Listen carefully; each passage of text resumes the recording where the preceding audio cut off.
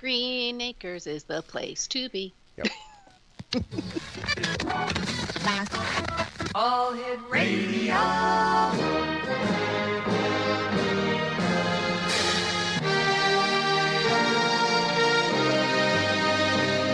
Welcome to the X Zone, a place where fact is fiction and fiction is reality. Now, here's your host, Rob McConnell.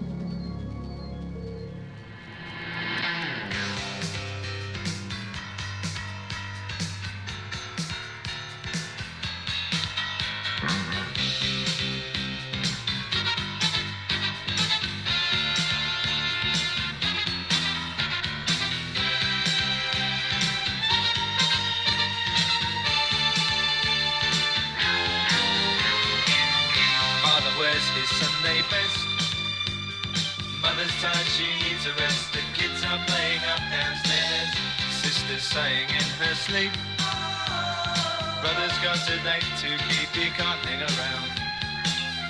Our house in the middle of our street, our house.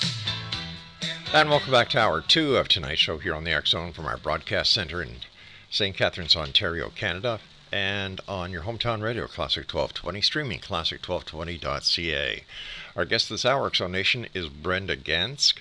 And she is in Ottawa, Ontario, and Brenda is the host and creator of Horrifying History podcast. Wow. Craig, you want to make sure they put some ink in the printer so I can read what the heck you guys are giving me? Let's try that again. Creator of the host of Horrifying History podcast, which can be found on any podcast provider, and their website is horrifyinghistory.podbean.com. And Brenda, welcome to the X Zone. Thank you for having me. Ottawa, tell us about how you got into doing the Horrifying History podcast. Well, actually, I spent most of my career in healthcare, and I went from frontline to analytics, and it was about, I'd say, 2018 that I started listening to podcasts because my girlfriend, she and her brother started one up. I had to support my friend. And soon afterwards, she asked me to, why don't you just come on the show and tell a spooky story? After she did that, or after I completed that, her co-host said to me, you really, really know how to tell a story. It's like listening to a kindergarten teacher telling the worst story possible that you could tell. And it was right at that moment that it popped in my head of what horrifying history should be. And, well, the rest is history. Tell us about yourself and you know, have you yourself had strange, horrifying, paranormal, ghostly experiences? Yes, I have actually. I actually told this story as part of, on this show I was doing recently. My first experience, I didn't even actually know it was an experience. To be honest with you, it was what my mom told me later on. And the short story is, when I was a little kid, my mom and dad would just tell me about, mention, your imaginary play date or your imaginary friend, and they didn't see any harm in it. And then one day my mom went to me and she said, I got a question for you, because she was asking me about this imaginary friend, as all little kids have. And I told her about my friend Bernadette and explained what she was like. And my mom pulled out a picture and she goes, is this Bernadette? I'm like, yep, that's her. And she's like, okay, well, if she ever scares you, tell her to go away, but if not, it's fine. I didn't know until I was an adult when I got something in a mail for my birthday. It was from the about 200-year-old necklace. It was actually a set of pearls. And that was from my great-grandmother. She wore them on her wedding day. And my mom said, I never told you as a kid, but I showed you a picture of my grandmother. And when you described her, that's who I knew you were talking about. And I thought, you know what, my grandma just popping in to make sure my kid's okay, that's fine. So as my mom got older, she had these pearls and she goes, they're not for me. I think they're for you, Brenda, since after all, you were hanging out with my grandmother for a lot longer than I did. But honestly, I don't even remember it. I just remember it as I had a friend named Bernadette. Now, the stories that you tell on your podcast, are they mainly Canadian, are they U.S., or are they from wherever you can find these horrifying stories? Well, the one thing I love about history is a lot of the stories in history are even better than fiction. And everywhere in the world has such unique stories. We basically go everywhere and everywhere. But I do enjoy coming back and telling a lot of Canadiana because that's one thing that I find that isn't out there a lot Hmm. is a lot of our remote little stories that we have here that are per se famous here, like the Black Donnellys. That story is famous in Canada, but not a lot of people have heard about it. Share it with us. Well, the Black Donnellys were actually a family that lived in Vulcan. And I don't want to go and be too much of a spoiler alert for you guys, but the reality of it is the Donnellys, well, let's just say they weren't all the best, but in the same breath, neither was the town themselves. It turned out to be a major conflict between them, and soon the church got involved. There was a lot of thefts and a lot of crime in the area, and a lot of that was actually determined to be done by the constables that were in the area. So the church decided to set up a what they called the vigilante society. And what these guys plan to do is go to the Donnelly farms, who they were trying to blame everything on the Donnellys because, well, they didn't like them. And they were planning to go in and look at their farm to go see if any of this stolen merchandise and such is there, which the Donnellys didn't allow because they said to them, no, you're just going to go and plant stuff on my property. Hmm. So, needless to say, a lot of other things happened. One of the Donnelly sons actually had a stagecoach line that was hindering the other stagecoach line in the area, and this resulted in physical fights, horses being beaten, barns being burned down. So, finally, this vigilante community decided, hey, we're just going to take out the whole Donnelly family and solve the problem. So one night they waited until they got enough liquid courage to go down to the farm. Hmm. They killed the father, the mother, son, and one of their cousins that was visiting from Ireland. They set the house on fire. Then they went to the next Donnelly house and tried to do the same there. They only end up killing one of the sons. So when everything went and calmed down, the next morning the Donnelly family, the surviving members, went to the justice and said, look, you got to do something here. So there was actually two trials. The first trial resulted in a bit of a hung jury because the problem was that they had testimony coming in. One of the main testimony, they were trying to stop this testimony, and it was a young boy. So they burnt down his parents' house and made threats against them. Now, when they decided to do the second trial, and there was they say about 40 people that were there that did it. It was only 6 people on trial, and one of them was the local sheriff. Now, the sheriff had admitted to other people that they all did it, but what they did is had their own people and relatives testify and said, no, they didn't. So that one ended up being, they acquitted them. Now, the sad thing I found about this whole story is after these guys were acquitted, when it was very clear what they did, the whole town had a party that lasted a full day and night. Now, to this day, the Donnelly homestead, which is in Vulcan, here in Ontario, is said to be haunted with the spirits of the Donnelly family. And a lot of the things that happen there, which I thought was most interesting, is they even have ghosts of horses that will be seen on the night of the disaster that had happened in February, running through the road that is near their house. And on a regular basis, it said that horses actually go into a big panic or die for no reason. That is strange. That It is is very horrifying. strange. Now, the interesting thing about the Donnelly site, which you actually can do tours on, is most of the spirit activity is actually in the barn. And the reason is that's the only original building that stood because, again, the house burnt down. So, whatever happened, was justice ever served? Or Nope.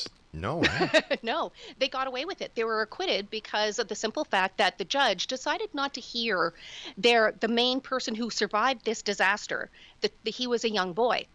The reason is his mother asked to get paid for his testimony because, well, the guys who did it burnt down their house. So therefore, without that testimony, they got away with it.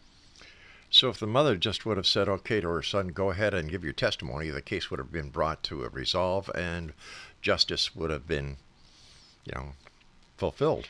You would hope. You would hope. You would hope, but it's actually quite humorous. Now, there are still people in that area that don't want to talk about this disaster because it's their ancestors who did the deed. Ooh. Now, the interesting thing is what they discovered is of the people doing the crimes, again, a lot of it was the law themselves back then. It was almost like the Wild West back then. in this area. So the Donnellys, in fact, were they just as bad as everybody else? Probably. But does anyone deserve to say, hey, I'm going to take out an entire family? No, they did not deserve their fate. And that is, like you were saying, fact is stranger than fiction. Hmm. What is your favorite topic? When it comes to the paranormal, Yeah. I love all of it. I'll be honest with you. Who doesn't love a good ghost story? I do, but I do a lot of different stories on our show to go and give a wide breadth of the spooky. For example, today I just finished a script because I had to go put it in there because of what happened in the news recently of Robert Pickton. So we were planning to do that story a bit in the future, but just because of what happened last week, we're doing it pretty soon. It's going to be coming out in August. All right, for our listeners who may not have any idea who Robert Pickton is, fill them in. Oh, he was a great guy. Not. So Robert Pickton, he was actually a pig farmer that was in British Columbia and Canada. And what he did is basically he would go into the downtown Vancouver area, pick up sex workers, bring them back to his farm, and they would just disappear. When he was eventually caught, the serial killer that he was, he ended up admitting to 49 murders. But the DNA that was found, the different DNA profiles on the farm was much, much more. They actually discovered over 80 different DNA profiles of both males and females that are on that farm. Now, why it became such a big deal is because, again, a lot of people in the community at this time that they were missing their loved ones, they were going forward. And the biases that were against people in sex work at that time permitted basically the cops didn't really look into it or take it seriously until 49 people were gone or more. That is. Now, what happened last week, he did get obviously life imprisonment for what he did. But last week, what the Canadian public didn't know is they thought he was still in British Columbia in federal prison. He wasn't. He was actually transferred over to Quebec, quite secretly, actually. And when he was there, he was, this is going to get a little graphic, so I apologize, but he was stabbed multiple times in the neck with a toothbrush. And then the gentleman who did it broke a broom handle and basically lobotomized the guy. Now, the interesting thing of the story that I found out that there has been statements from the police since they wanted him to survive. He was put in a medicated coma for about a week, hoping that maybe there would be some signs of life. He ended up passing away. And what one of the former police officers stated to the public was the reason they wanted him alive is they think he may have had a partner. Oh. Yes. So with him dying, we kind of are losing out on if that's even a possibility or discovering, which makes sense on why they found so many different DNA profiles if he only admitted that he killed 49. Brenda, stand by. We've got to take a break. Exonation. Brenda GANSKE is our special guest. Horrifyinghistory.podbean.com is her website, and we'll both be back on the other side of this break. Don't go away.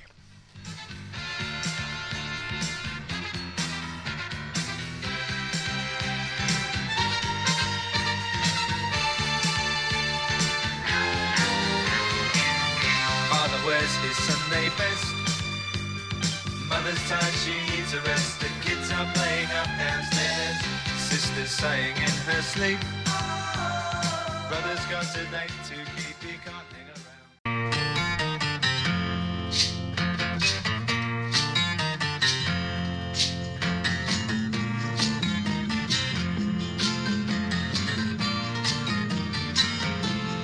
There's a new world somewhere they call the promised land, and I'll be there someday if you will hold my hand.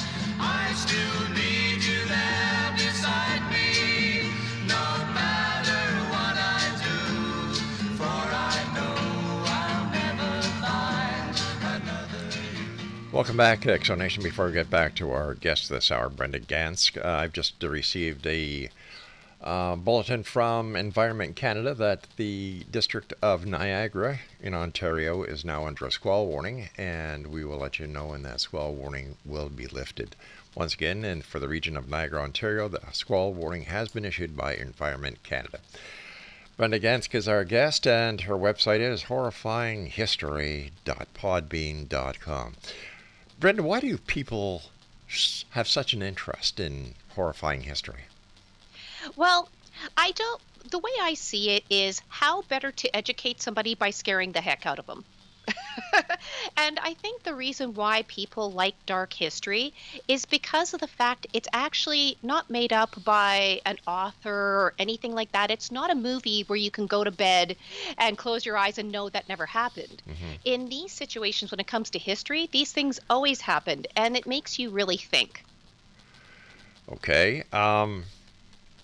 In your opinion, in which country has the most horrifying history that you've covered on your show? Well, that's a hard one to say because honestly, if you dig into any country, you're going to find some darkness somewhere. But I find a lot of the countries that have more of a documented history, for example, England is a good place, Scotland is a good place, especially when you're looking at more of the supernatural vibe. They have such great lore there that it's easy to make an episode of. But when you're looking at total darkness when it comes to history, I find the United States actually has a lot of it in their short existence of a country. They really, really do. And I also believe, too, that in Canada, we do have our own here, but it's just not as prominent. And of course, we don't have Donald Trump to blame over here, do we? Yeah, true, true. It would be easy. Yeah, I don't think it'll be that easy anymore since he is a convicted felon and crossing the border. I wonder if he'll have to go to the local embassy to get a permission to come into Canada, even if he is reelected. Well, that's actually, I was looking that up because I was curious. I think Yeah. everybody else was too. He can get special permission to come in as a diplomat. But again, if he just wants to come over and, go to a casino, it's a big no. Yeah, talk about horrifying history. We're living it. Yeah. True. And that's why I love about history. If you think about it, Mhm. if you look into these things, none of this is actually a surprise. If you look at, like, say, for example, historically, what gone through, we seem to always repeat the same things over and over and over again. Hmm. That's true. History does repeat itself. Absolutely. Yeah. I guess one of the most fascinating historical events that I can remember in my lifetime is the assassination of John F. Kennedy. Yeah, and for me, I remember one thing I remember the most is actually I did an episode recently on the Brentwood 5 massacre that was out of Calgary, Alberta, and how I started that show was very simple. Everybody, at least one point of their life, remembers where they are when a big disaster or a big event happens. Yep. For example, John F. Kennedy or 9/11. And when it comes to that specific disaster, the Brentwood 5 disaster, or sorry, massacre out of Calgary, I know exactly where I was. I was driving to work because I worked in healthcare, and I knew we were about to get a transfer of people when I heard that on news. Hmm. Having done your show all these years, is there any one guest that you've had on stands out more than the others? Well, we don't do a lot of guests, to be honest with you, but and the reason is I find that again when we're doing or talking about history, we're more of telling a tale. But if I were to talk about our one specific thing that pops up in my head, there's just so many different cases that we could go to. But I think one of the biggest one is a classic. It's Jack the Ripper. And the reason is because we decided to do it differently. Now, I have a question for you. Sure. When you hear or read about Jack the Ripper, do you find that all they do is talk about the Jack the Ripper, who he could be, and how, what kind of man he could have been, versus why the women got there to begin with? And that's a very important part of the story. So what I did is I did an episode in two parts. I divided it. I explained how the victims got to where they were. And when you learn that piece, you really do realize how truly depraved Jack the Ripper was. Interesting.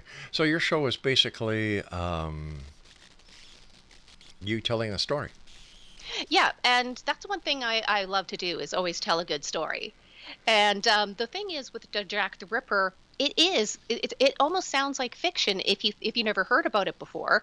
This dark monster coming out of the night and attacking vulnerable women who were just trying to survive.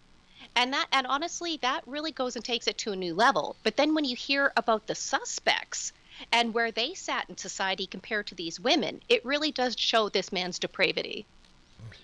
Well, as far as I'm concerned, or what I've read a lot, is that the suspects are very high members of society. A lot of them were, Yeah, yes. including And members of the and royal family. yeah, there was Yeah. one that was thinking they were thinking it could be, or at least the conspiracy that it was a member of the royal family. The problem was when the murders were there, he actually wasn't in Britain, so couldn't have been him. True. What other conspiracies do you cover? Because it's part of history. Well, we actually did a recent episode on, and it was one of our fans' requests on the Titanic conspiracies. And the story of the Titanic itself, if you think about it, it's one of the most famous shipwrecks of all time. Hmm. And it's in part has to do with the disaster itself because it was so bad.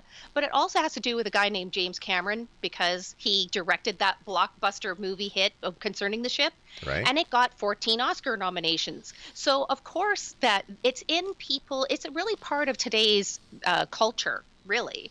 And the thing that I found out when I got an email from one of our listeners saying, you really got to look into this. The tale behind the Titanic, even before it got to the water, it was a product of such intense competition between rival lines, but it was also a disaster just waiting to happen, even though they believed with their technology it was unsinkable. But when you have any major disaster, whether it's JFK, whether it is Jack the Ripper or whatever, whenever you have something like that happen, it's pretty much immediately that conspiracies start to come out. And the reason I believe that is because always people want to blame somebody. If you look back in time, when you have, for example, Salem witch trials, it's exactly the same thing. They were having crop failures. They were having illness and plagues at that time. They were also fighting within each other politically. You're going to want to blame somebody. Let's just point a finger at the person who looks, that is an outsider. Now, the thing is with the Titanic, I never heard of a lot of conspiracies had to do with them, and they're pretty interesting. Such as? Well, for example, where it started out, obviously it was the largest ship of the time. And where I think part of the problem was with the Titanic, even before it's hit the water, like I said, there was a big competition between the White Star Line, who owned the Titanic, and the Cunard Line. Now, the Cunards was considered the most innovative and admired shipping line in the world at the time. Meanwhile, the White Star it started out as a struggling mail cargo shipping company, but it started to concentrate on passenger services and try to take it to a higher level. They wanted to focus on giving comfortable passage to both lower and upper class travelers, and soon they were Cunard's biggest competition. Now, the interesting thing about the Titanic that I never knew was the fact that when you're seeing it on James Cameron, you think it's all high class, and then you go down to the cellar and you see low class. Actually, it was the third class people on that ship, which was their biggest moneymaker. But all of these different levels they had actually was the most luxurious of any time. So that's why everybody wanted to get on this ship. Now, the other thing is, what I didn't know either is this ship was the largest movable man-made object in the world at that time when it just launched its hull. Now, of course, that's going to bring a lot of people wanting to be on the ship. Now, the big reason, as most of us know, and James Cameron pointed out, that the Titanic was absolutely doomed before it hit the water, and that was because of its design that the White Star Line advertised it was groundbreaking. So basically the gist of it is the Olympic-style ships were built to have a double bottom and 15 watertight bulkhead compartments. Each one of these was equipped with electric watertight doors that could be operated as individuals or all at once by flipping a switch on the bridge. Now, if these watertight bulkheads, this made this the most practically unsinkable as they advertised it at the time. And it was a big innovation. But the problem was, with each individual bulkhead, it was watertight, but the walls separating the bulkheads only extended a few feet above the waterline. So if one bulkhead filled with water, then it would pour from one compartment to another, Right. especially if that ship pitched forward. So the other flaw that everybody knows is no lifeboats. Exactly.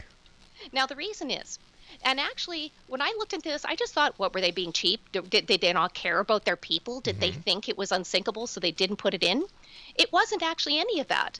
Her total capacity was about 3,300 people. So they could carry 2,435 passengers with a crew of 900. But they only had 16 lifeboats and 4 collapsible boats that could hold only 1,178 people. So if you do the math, these lifeboats would be filled to capacity. There would only be seats for a third of the people on board. Now, it sounds insane today, but the amount of the lifeboats on the Titanic at that time actually exceeded what the British Board of Trade required. And with these executives thinking, hey, their ship it's never going to sink, why would they put additional life rafts on board? Well, they learned why pretty quick.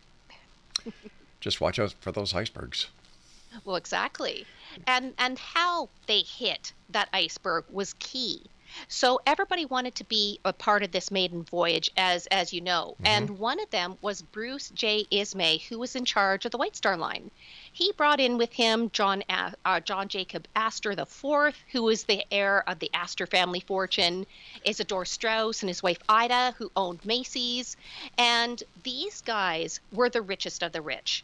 Second class was full of tourists, journalists, academics, already people that had a lot of money. And the rest was the third class. But what a lot of people don't know is problems started immediately when they left dock. A small coal fire was discovered in the engine room. So the coal was hosed down, but it smoldered. And as the captain and the chief engineer decided to look into this, they said it didn't cause enough damage that would actually affect the integrity of the ship. But that's not what Titanic experts theorize. All right, let's talk about what they theorize after this break. X-Zone Nation, our guest this hour is Brenda GANSKE, and her website, horrifyinghistory.podbean.com, and we'll both be back on the other side as we continue here in the X-Zone from our broadcast center and studios in St. Catharines, Ontario, Canada. And you're listening to us on your hometown radio, Classic 1220, streaming classic1220.ca.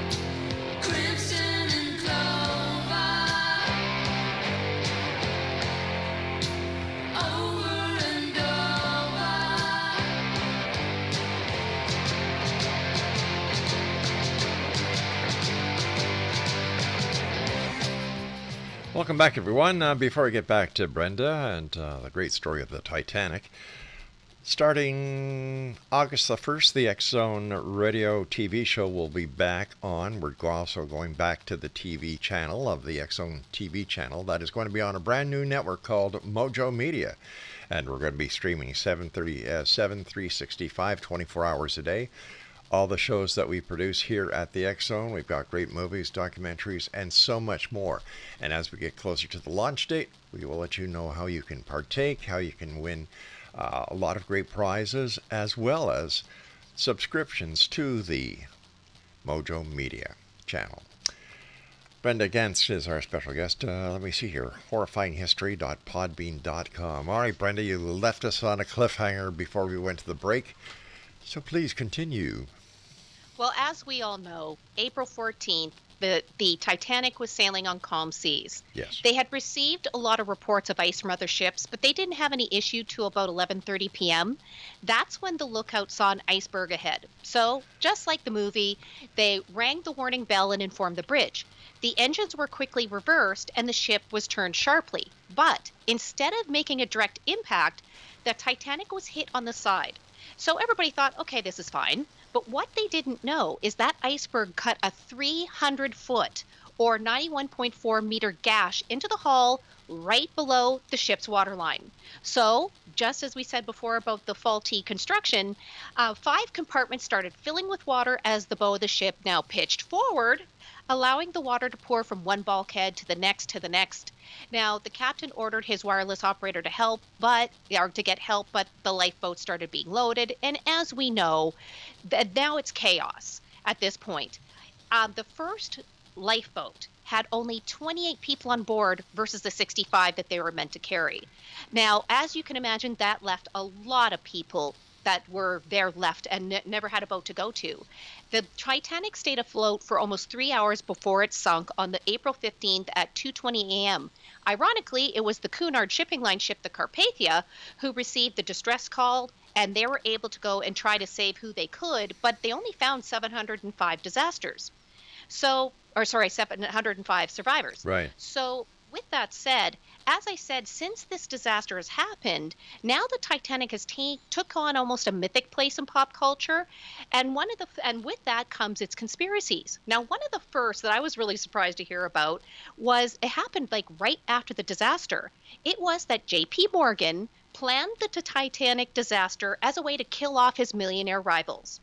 So J.P. Morgan, in case your listeners don't know, he was an American financier and an investment banker. He dominated Wall Street as the head of J.P. Morgan and Company, and this guy was the major driving force behind a wave of mergers and acquisitions throughout the United States in the late 19th and early 20th centuries. Now, he had created multiple corporations that we all heard of, like General Electric and U.S. Steel. And he and his partners had controlling interests in so many big companies that you guys all know today. He also actually was part of a coalition of financiers that saved the American economy from collapse during the Panic of 1907. So just to give you an estimate, this guy was worth, when he died at the age of 75, about $2.2 billion in today's funds. Now, everybody knew J.P. Morgan was a completely vicious guy as a businessman, but would he actually be so vicious that he'd kill off so many people to end the lives of his business rivals? Well, the only reason this theory started was due to the fact that JP originally planned to sail on that inaugural voyage of the Titanic, but he changed his mind right before the ship left. So the problem is why he did that is amongst his varied business interests was the International Mercantile Marine, which was the controlling interest of the White Star Line, who owned the Titanic. So he wanted to go on this ship, and he even had his own private suite on board. He was booked to go, but instead he remained at a French resort that he was staying at. Now, the reason was he was trying to ship his vast art collection to the New York Metropolitan Museum of Art, and his art hit some snags with customs. So he then sent a telegram to White Star Line president saying that he regrets he can't go to the maiden voyage due to business issues. Now, that saved his life. But it did start the conspiracy. Now, according to the theory, JP planned to this disaster to kill off his business rivals, which included the guys that we mentioned before, Jacob Astor, Isidor Straus, and Benjamin Guggenheim. But the problem was they don't give any explanation on how he actually caused the Titanic to hit an iceberg, or why would he just kill 1,500 people to knock off 3 guys? Like, wouldn't a hitman be easier? Now, there is some theories on how he did it. According to these theories, he somehow ensured the ship had the wrong signal flares. In another theory, one of the Titanic's decks could be electromagnetically sealed to trap people inside of it. So according to the theory, he wanted these guys dead because they opposed the creation of the American Federal Reserve. Now, the problem with this is Isidore actually supported it, and the other 2 men didn't care. Now, the other problem of this theory is Benjamin Guggenheim did not book his spot on the Titanic until after JP canceled his trip. But in alternate versions of this tale, it wasn't JP Morgan at all. It actually was the Rothschild family. And these guys have been connected to many different conspiracy theories since they set up banking institutions throughout Europe in the 1800s. And these guys are still part of countless different conspiracy theories today. So that is just one of the many theories. It seems like jealousy fuels these conspiracy theories. Well, it's very easy to point to a finger to a person that's, they say, higher than you, that looks like, that they control their life, that they control so much politically, money. It's very easy to blame a person you don't know either. That's true, but that doesn't make it so, right? No. Now, the other one is, would you be surprised to hear that one of the most popular conspiracy theories about the Titanic is that it never sank at all? I've heard that, and it had something to do with a ship called the Olympia, didn't it? Yes. Yeah. Now, the Olympia was actually the Titanic's sister ship. Now, this ship actually was damaged in September of 1911 while it was sailing from Southampton, England to New York. She collided with a British cruiser called the HMS Hawke and had to return to its shipping yard in Belfast, Ireland for repairs. So after the initial repair was completed, it went to New York, then back to Belfast again for more repairs just a few weeks before the Titanic set sail. So, conspiracy theorists claim that the Olympia was discovered to be too severely damaged to be profitable. So, while the White Line or White Star Line decided to switch out the Olympic for the Titanic as a way to dispose of this damaged ship and collect the insurance money while just killing a lot of people in the process. So, here's the holes with this theory. Like, there's firstly all the people who dove on the Titanic and took pictures and videos of it. Hmm. Then there's the witness accounts. Now, in this conspiracy, all of that was faked. But there's one thing that you can't fake. It's the fact that the insurance payout for the Titanic would not even be close to cover the Olympics lost. Now, on that alone, it's hard to believe that this switch would be ever made. After all, why would somebody create that disaster and lose a ton of money? Now, have you heard about the curses that are linked to the Titanic? Yes, I have. King Akhenaten. Not, I'm sorry, Tutankhamun. Well, there's actually one with a mummy, that is true. Right. But the first one actually has to do with the Pope. Now, the Titanic was built by the employees of a company called Harland and Wolff out of Belfast, and many of these workers were said to be Catholic. So allegedly, these Catholic workers became very upset when they discovered that the ship's number, 390904, when you look at it in a mirror, read as no Pope. So, as most people know, the Pope is the Bishop of Rome and the head of the Holy See, which is the Catholic Church central government. So, according to this conspiracy theory, the ship's number saying no Pope was actually predicting the ship's doom. But is any of that true? Well, according to late Titanic historian Walter Lord, he claimed that he started receiving letters from people in Ireland telling him the no Pope story starting in the mid 1950s. It actually didn't even happen at the time of the disaster. But here's the weirdest thing about this conspiracy. There is no number of the 390904 actually attached to the Titanic at all. So on the hull of the ship, the number 401 is painted. That is the shipyard number in Belfast. The ship's board of trade number was 131,428. But the biggest clue that this isn't true has to do with a little bit of bias. At that time that the Titanic was being built, there actually wasn't any Catholic workers at Harland and Wolff to even get upset. That is because the company drove out all the Catholic employees in the late 1800s, and they would only hire people from the Protestant faith. There you go. If St. Patrick can get rid of the snakes, the shipping company can get rid of the Catholics. But you did mention Egyptian curses. Yes. There is one attached to the Titanic too. Now, when it comes to curses, don't you think some of the best curses, the best lore about them are Egyptian curses? Oh, big time. Yeah. Oh, after all, they did how many movies in the 50s about them? Now, this one is actually a little interesting. It starts with a guy who is actually a very well-known guy out of Britain, and his name was William Thomas Stead. Now, he was a British writer, a journalist, and a pioneer of investigative journalism. Now, this guy was very, very controversial for his times. He was a strong supporter of the peace movement, and he published countless articles advocating for world peace, which resulted in him being nominated for a Nobel Peace Prize multiple times. He also was well known for his support on different things like child welfare, social legislation, and he died in the Titanic disaster. And today, he is considered the most famous Englishman who died on that day. But here's the thing about William. He may have supported child welfare and social legislation, but he was very, very interested in spiritualism. So he started to claim before he got on the Titanic that he was receiving messages from the dead and that he had a spirit guide who was American temperance campaigner Julia Ames. Now, Julia died shortly after the two met, and his belief in spiritualism and that his guide was Julia started to dominate his writings at that time. And after his death, he started getting involved in this conspiracy theory about a mummy curse. So after the sinking of this ship, a survivor claimed that William told a story to him on board about a cursed Egyptian mummy from the British Museum. So, amateur archaeologist Thomas Murray was visiting Cairo sometime in about 1889, and he and two colleagues were shown a very well preserved mummy case. All right, now we've got to take our final break here, so please stand by, Brenda. Brenda GANSKE is our special guest. X-Zone Nation, Horrifying History.podbean.com is her website. And we'll both be back as we wrap up tonight's show here on the X-Zone from our broadcast center and studios in St. Catharines, Ontario, Canada, on the X-Zone Broadcast Network, streaming on, let me see here, xzbn.net. But my favorite place to stream is, what is that, Craig? Sounds strange. Is your hometown radio, Classic 1220 and classic1220.ca. We'll be back. Don't go away.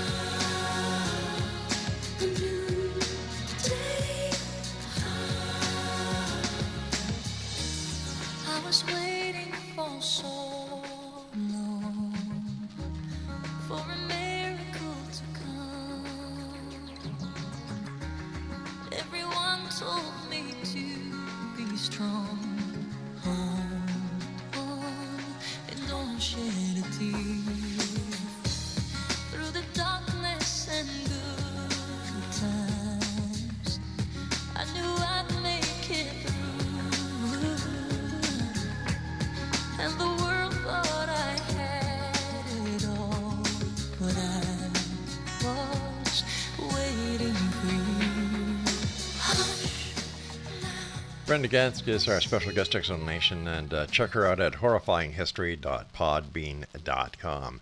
All right, let's finish off with the Titanic, because I want to ask you about some urban legends. Well, before we went into break, I was telling you about how they had found this well-preserved mummy case. Yes. So the hieroglyphics on it said that the person inside was a high priestess of Amun-Ra. So Thomas, he bought that mummy, packed it up, and he was going to bring it back to England. But a couple days later, Thomas Murray, he had his shotgun explode when he was out duck hunting, so his arm had to be amputated. Next, two servants that handled the case died after the mummy was brought to London. Now, after it arrived, a whole bunch more bad luck happened until it was decided that the safest place for this alleged cursed object was the British Museum. Now, on top of this, more bad stuff happened. Apparently, the Egyptologist who acted as the middleman in the deal, he died. So did the people who transported it to the British Museum. Anybody who tried to photograph or sketch the case also died.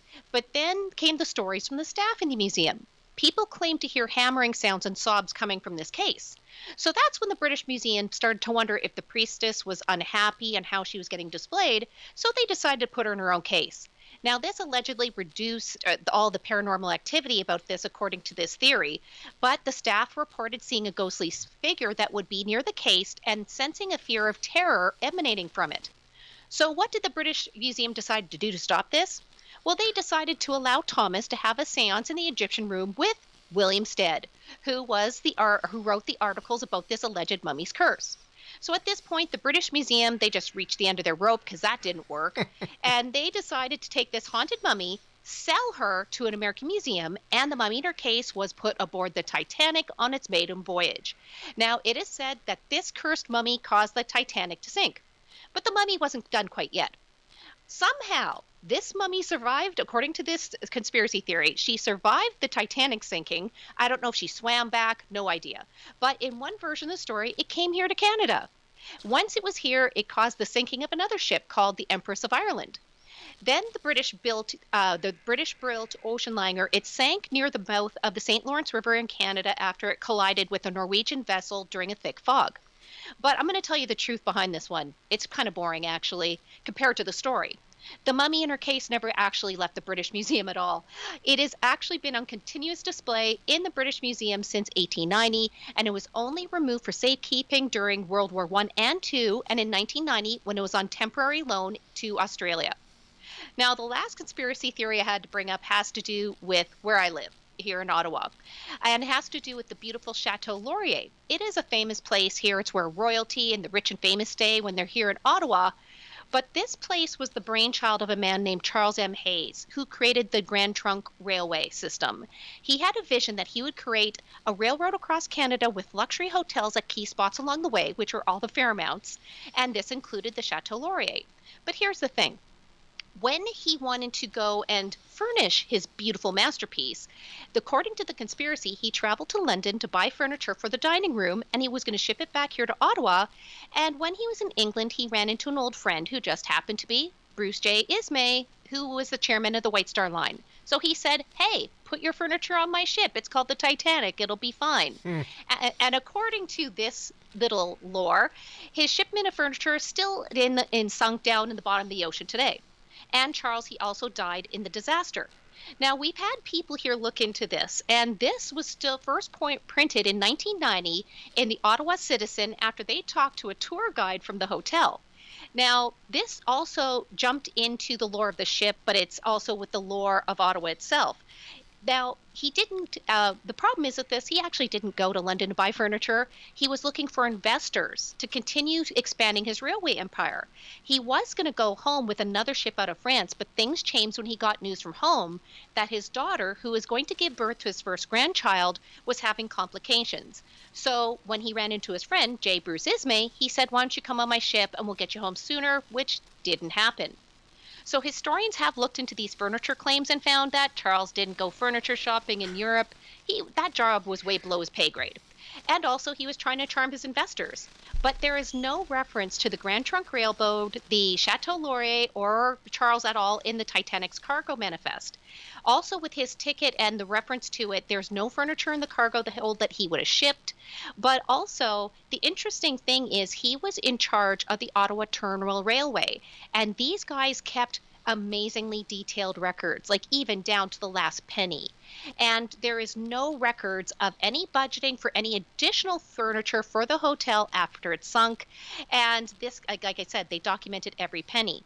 Now, the interesting thing about this is Charles is said to have come back from the Titanic disaster as a ghost. Local legend says that he loved his passion project so much that to this day he still wanders the hall of the Chateau Laurier, admiring the hotel that he never got to witness in person. And he is just one of the spirits that are said to still haunt even concerning the Titanic disaster. Who are some of the others? Well, actually, a lot of them are unknown. And the interesting thing I found in my research is when they started to salvage, go in and dive on the Titanic when it was found, they did pull some items up with them, and those things are on different displays around the world, and they're being rotated. Now, the interesting thing about this, it's actually the site of where it sank. The actual ocean location has been a site of paranormal tales for years since the disaster. Now, one of the first detailed reports is in 1977, and it's a ship called the SS Winterhaven. So the ship was passing through the area where the Titanic sunk when an officer on board named Leonard Bishop allegedly had a conversation with a guy that he thought was one of the ship's passengers.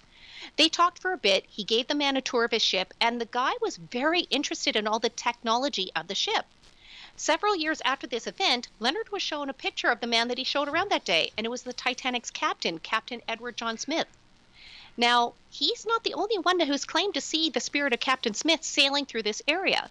Multiple other people reported seeing this former captain walking on the decks of their ships while in the area, but they also talk about very strange events that happen in the area, like seeing orbs covering the water on top of the Titanic resting site, having unexplained interference with their boat communication systems, and also receiving distress calls with no known origin that include SOS and CQD, which means come quick danger.